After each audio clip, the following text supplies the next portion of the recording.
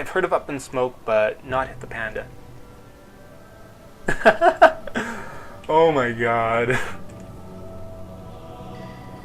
A little bit of sarcasm there.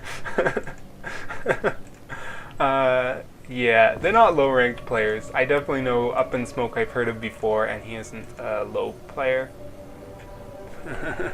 I don't think so anyways. I could be completely wrong. When I downloaded these replays, they were under the category of high-level player, or yeah, something. They were under a category that was supposed to be high-level players, but maybe I'm completely wrong. But I think that was just sarcasm, having a lot of fun. As we can see, so far he's been really good with his probes and his chrono boost, as well as really good with our SCV production and not queuing up too many, except when you need to. And our timing so far pretty good. Of course, yeah. So one thing I like to sort of say too is, against like Protoss, if he was spawning straight across from me, either here or here, I would expect him to have a scout in my base already. As long as he scouted off his pylon, he would have a scout in my base if he was next to me. So the timing of the scout, to me, would naturally suggest cross positions. So either you can go straight across, or you can do this one down here and then across. You know, but really, at this point, I would just say, you know, go cross position, take the chance, you'll probably get it right. So the only downside though is if you do guess wrong with cross position scouting, yeah, you scout here. If you get that wrong a second time, your scout is forever delayed and you'll probably won't get one in at all. So you really got to be careful if you're going to take the gamble and go straight down. But really, you know, that's one thing you can sort of keep in mind. Our Terran player, not sure what he's doing yet. He's really not doing a build yet. Should be putting down that second supply depot right now. He just lost a unit apparently, or he cancelled one, not sure. Rally this onto the worker is what I would do. That way it automatically aggroes on the worker and starts attacking the worker right away and follows it. So as we can see, finally getting that scout off. Cybernetic score coming down for a Protoss looks very, very standard. Where is that? Oh, he built a second supply depot. Where? A little help finding this? I'm completely lost. So anyways, apparently he built a second supply depot, but I cannot find it. Nope, he's now at 19 supply. I don't know why I saw 27 up there. I must have been clicked on the Protoss. So anyways, there comes down the second supply depot. Really would have liked to have seen that earlier, because there's no good timing with this. See, he's now supply blocked. So really, there is no good timing. Our Protoss player going down. I don't know why he didn't put it in the smoke. Like, I understand that if you put in the smoke, you only get vision of in the smoke. So this gives him a lot more vision, but why would you put it right against the smoke but not put it in the smoke is my question. So anyways, I'm not really sure how high level these players are. I'm beginning to wonder. As we can see, Tech Lab on the first barracks for concussive shells, because concussive shells with Marauders are extremely powerful against Protoss who do not have the right units. This little scout just saying, I'm going to wait there and one day maybe I'll do something. So of course picking off, I guess that was a scout coming in. I like how the Protoss player is securing the watchtower, but really this one should be secured as well, because there's a good chance when the Terran pushes out, he'll probably push out down this avenue just because his base is on this side. I find that happens a lot. Usually they won't, but he might go right through this gold as well, because, you know, it's quite common also to go through the gold. Okay, the SCV just poking its head in saying, when are you expanding? Now our Terran player getting down a pretty fast expansion, so only 2 barracks. Interesting, he's sort of doing the beta style play where you get 1 barracks with a reactor, 1 with a tech lab, and there we go, another barracks coming down anyway. So maybe he's still doing basically 3 racks, but he's modified the idea of 3 racks to get a pretty early expansion, especially with these scouts, I guess. As we can see, our Protoss player doing a 3-gate build. Yep, 3-gate expands soon. So with this pylon down here, I really expect him. Yeah, he's saving up the 400 minerals. Oh, and the scout, he decides not to build the next because he doesn't want the scout to know. But really, if I was a Terran player, I would say I'm pretty certain that the Protoss is going to expand, even though I didn't see it go down. So, you know, I'd be like, I'm 90% sure. I really don't care. I'm just going to assume that. As we can see, engineering bay coming down. I don't know if that's just for missile turrets or if it's for the upgrades. And of course, a factory, probably going to get that starport. And I expect this turned into an orbital command before flying over. There we go. Yeah, it needed the minerals to do it. People do that. You know, it's still up in the air. I would assume that the pro level players have tested this out and they found that this build is You know, it's much better to build your orbital, morph it right here, and then just get that energy building up so while it flies over.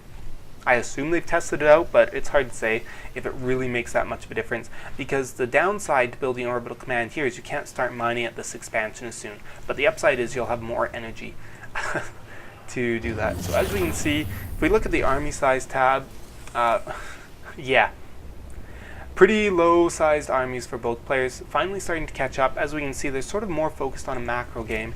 Our Protoss player, though, a lot of sentries so that he can easily defend this with force fields is the idea. But the thing I really don't like is he's got no buildings to help him sort of have a natural wall. He's not transferring any of his workers early. He really should have transferred those about 10 seconds ago. And of course, where is his probe production? A little bit behind. Okay, not too bad. But, you know, those are little things you can do to tighten up your game. Not really a big deal. But, you know, I know I messed that up too. I missed that a lot. So, okay, we're seeing the missile turret come down. Probably detection is the main reason. Surprised he doesn't put at least just one in his base then, if he's putting one out front. Playing very, very defensive. Wants to play that macro game. I don't think he's really scouting. No, he's not. So, you know, I really like how the Protoss player, he got that hallucination so he could scout with it. Very, very useful information. But that Zerg, or the Terran player, he just really is turtling, really trying to go tech and macro heavy without the scout. Not a big fan of that playstyle, but, you know, sometimes Terran can do that. So as we can see, proxy pylon being warped in on the low ground, probably going to use hallucination and abuse that. Yep, he's got a little bit of room right there. That's why he placed it so close here. Usually you wouldn't place it right here because it could easily get taken out. But he wants to use, I'm assuming, hallucination, get vision of the high ground, warping units. But it got scouted, so that plan is no good. As we can see, yep, that was exactly his plan, as you can see with the Phoenix coming in here. Yeah, that Hellion scout, just perfect timing, caught that. If that Hellion had not scouted that, would have been disaster in comparison. So now he's going to try and do the exact same thing. Yep. Which actually may work because the Terran player won't really expect it again. You know, he's probably just going to say, whatever, I killed off that pylon, not a big deal. Hellion just waiting to see when Protoss takes his third, especially since he's already got vision. Oh, he doesn't have vision of gold, never mind. But if he did, then he would know when Protoss takes third, because they probably won't take either of these two, and they most definitely won't take these unless they're trying to do sneaky expansion play. Another hallucinated Phoenix trying to come in, and the army pushing out here. This may just be a distraction, trying to say, you know, my army's over there, don't expect anything here. As we can see, DT rush, and what did I say? He should have put down a turret in here. Not that it really matters, he probably has the energy for comsat. Does he? Oh yeah, good, he does. Oh, no, no, no, he doesn't comsat his mineral line. Oh no, really, really misplaced comsat. His mineral line is just completely dying, and he won't have energy for a comsat for quite a while. Okay, no, scrap that. 6, so not too bad, but still, I like the fact though that he's still doing other things, still doing other macro stuff, even though this DTs, he's not focusing all of his attention on the DT until he can get up the energy for comsat. But his army, there we go, he's got enough energy for comsat. Oh, plus that missile turret helped out. But he can go and pick off this last DT. Really like that play from the Protoss. Exceptionally awesome. Surprisingly, he's taking 4 bases. That's what I was going to say. It's weird how his third's out here, but no, he's taking 4 at once. Really good play. He knows that he's just opponent really far behind, and he says, I'm just going to get ahead. Rather than trying to win now and potentially putting myself behind, I'm just going to get further ahead so I can win no matter what. Really, really like that DT play. Of course, you know, we've seen a couple of players do that, but not a lot of players have been abusing that hallucination to get onto the high ground. It only works on certain maps. It works really, really, really well on this map, not so well on certain other maps. Pylon placement's still not very good. I don't know if he can get, I don't know if that's enough to warp in. But anyways, you know, this map, it works really, really well. Those are getting scouted. Probably will shoot. Yeah, Terran player might. Nope, looks like he's not going to deal with those. There we go. Yeah, he's sending in his Viking too. But anyways, what I was trying to say as I keep getting sidetracked is, you know, this style of play only works on certain maps like this. This main is quite wide open. It's quite a big main. It's got this high ground here. It's got these cliffs. they're far from where your army will usually be. You can really use this because his army will almost never be over here, you know, or wherever you choose to build your pylon. And this base is so big that they have to build a lot to get vision of the whole base. So that's really where, you know, you get that big advantage. So as we can see, very standard Marine Marauder with a medevac and Raven, of course, because those DTs have been on the field. But you know, is he going to expand here? Because that's, yeah, he's going for an expansion, so that's why he's been moving out there.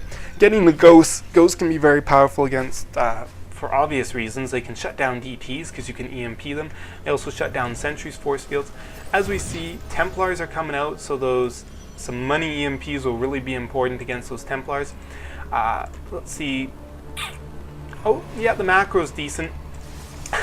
For some reason, like, a ton of cannons at the front of this base. Not really a fan of that. I don't like this, putting cannons in front of your base. Sometimes it's a good idea, but he's got none defending his mineral line. I don't like. I understand that he's saying, you know, I expect him to come through here.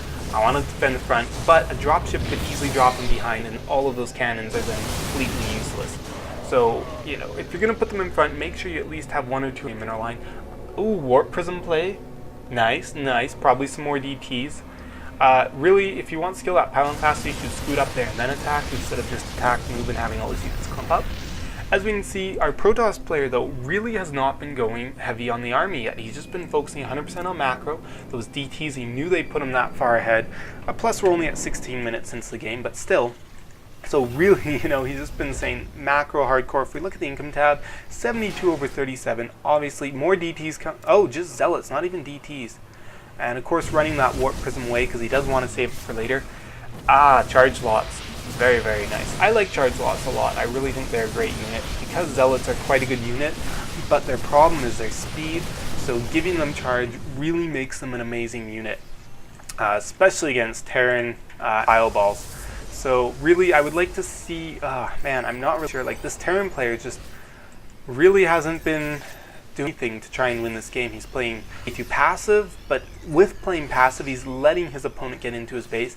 If you're going to be playing passive and defensive like this, you don't want to see your opponent dropping in your base, warping in units, getting DT kills. So really, really, really, you know, think about that. If you're going to play passive, you really want to protect your base. You want to get vision everywhere. Like, he could just be putting down a supply depot here, supply depot there, supply depot right here, and suddenly he has vision of his entire base, and he can see when anything's coming in. Because once again, these zealots are going to come in. Really attacking the main, though, right now, not going to do a lot of damage, mainly because, well, he's going to take out the gas, which can be really good, but really there's not much left at the main in terms of SCVs, so the only nice thing about attacking the main is it takes the army way longer to get back. Of course, destroying that reactor because it takes forever to build, but then not microing to destroy something else. So just forgetting to micro, but really he doesn't need to micro these units right now. So that's why he's not doing it. It won't be long until the Terran player calls GG, is my guess, even though he does have a dropship loaded right here. Seeing this proxy pylon warp in, he should be dealing with it, but his attention, obviously, multitasking skills not that high. At the moment. Let's just look on his cam. Oh, no, player 1 is what I want. As we can see, base is under attack. Yeah. Base is under attack. Just Protoss is just punishing him in every way possible. The funny thing is, the Protoss player is almost playing like the Terran player should, in terms of he's winning pylons, units all over the place, and keeping the Terran player on his toes. It's pretty cool. Definitely really impressed by the style of play. Terran player now says, oh, I'm going to make a big push out, throwing down a comms hat, see if he has a gold, you know, but throwing down, oh, is he going to try for a drop? Yep, looks like a dropship fully loaded up, but now his third's under attack, as we can see on the mini. Oh, repair, but that planetary fortress is just so strong that really, even with some nice... Oh, what is he doing? Oh, ho, ho, ho. Big mistake there, taking all of his probes. Well, it wasn't a big mistake on the mining, but if he had known the storm was coming, yeah, it didn't work out too well. Oh well, really, I shouldn't comment that way, because as we can see, those cannons, not much use once he remembers to micro his units in behind there. So, focusing, splitting up his attacks, but of course, 40,000 storms, even though they do not stack. He just has so much energy on those Templars. So he was pretty impressed by those storms. They just had a ton of energy saved up. And just so you know, if you put 2 storms on top of each other, they don't deal X damage.